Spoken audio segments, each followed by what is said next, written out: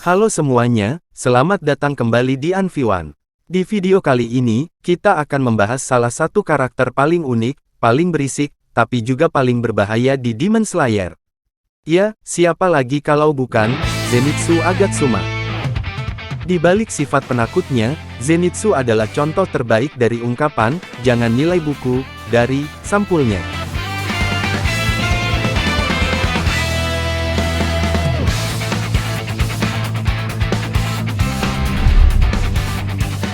Kalau dilihat sekilas, Zenitsu bisa dibilang bukan tipe petarung yang meyakinkan. Dia mudah panik, gampang menangis, dan bahkan sering minta pulang setiap kali ada misi.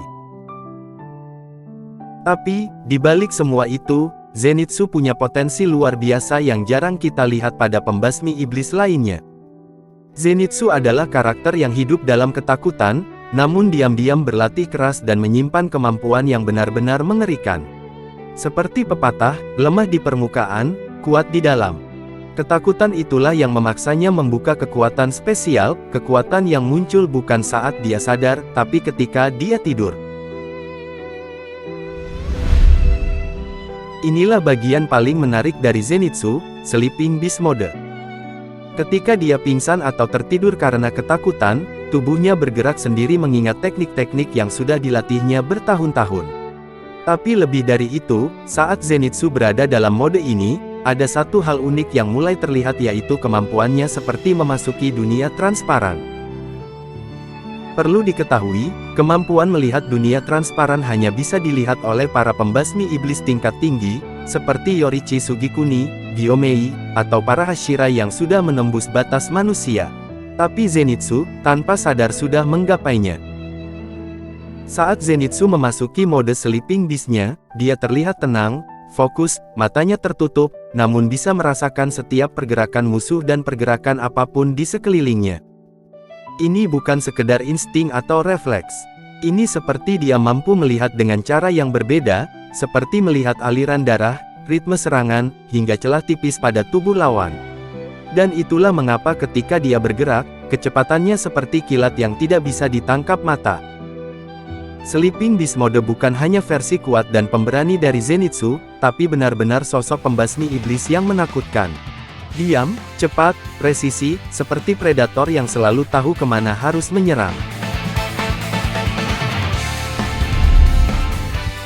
Ada yang menarik, yaitu kemampuan Zenitsu yang hanya menguasai satu jurus dari seluruh rangkaian Breath of Thunder. Buat sebagian pembunuh iblis, ini adalah kelemahan besar. Karena dia tidak seperti pengguna pernapasan lainnya yang memiliki banyak teknik untuk beradaptasi dengan situasi berbeda. Zenitsu hanya punya satu jurus berupa bentuk pertama pernapasan petir, yaitu Hekireki Isen. Untuk menguasai Hekireki Isen, bukanlah perkara mudah. Bahkan di antara para pembasmi iblis, hanya segelintir yang mampu mencapai bentuk pertama ini dengan sempurna. Dan lebih jauh lagi, para Hashira yang terlatih pun belum tentu bisa melakukannya. Percaya atau tidak, takdir pewaris pernapasan petir yang paling sempurna sudah lahir. Zenitsu tidak pasrah dengan keterbatasan. Dia justru menghabiskan seluruh hidupnya untuk menyempurnakan satu jurus tersebut. Dia mengasahnya sampai titik ekstrim, membuatnya lebih tajam, lebih cepat, dan lebih mematikan dibanding jurus-jurus Thunder Breathing lainnya. Dari semua pewaris pernapasan petir, hanya Zenitsu satu-satunya yang mampu membuka pintu yang tidak pernah ditembus oleh pengguna Thunder Breathing lainnya. Puncak kekuatan Zenitsu terlihat ketika ia berhadapan dengan Kaigaku, pengguna Thunder Breathing yang jauh lebih berpengalaman. Faktanya, pertarungan ini seperti sebuah takdir yang penuh konflik dan drama dari sesama pengguna pernapasan petir. Ada luapan kebencian Kaigaku, serta kemarahan Zenitsu atas kematian sang guru yang benar-benar sudah tidak bisa terbantahkan. Di titik terdalam hidupnya, Zenitsu membuka benteng terakhir pernapasan petir, Breath of Thunder Form ke-7, Honoikazuchi no Kami. Jurus ini adalah ciptaan Zenitsu sendiri, sebuah jurus yang melampaui batas dari semua pewaris dan pengguna Thunder Breathing sebelumnya. Teknik ini bukan hanya lebih cepat dari jurus pertama, tapi juga menggambarkan kebangkitannya dari Sleeping Beast menjadi petarung sejati. Dan inilah waktu, di mana kita melihat pewaris sejati Thunder Breathing akhirnya lahir. Momen ini persis seperti kilas balik yang mengingatkan pada detik ketika Yorichi Sugikuni mengalahkan Michikatsu di akhir hayatnya. Akhirnya, kita melihat di mana Zenitsu bukan lagi sebagai anak penakut, tapi sebagai pembasmi iblis yang berhasil menguasai dirinya sendiri. Zenitsu Agatsuma adalah karakter yang penuh kejutan. Dari luar dia terlihat lemah, tapi dari dalam dia menyimpan daya hancur yang bahkan membuat iblis kelas atas pun gentar.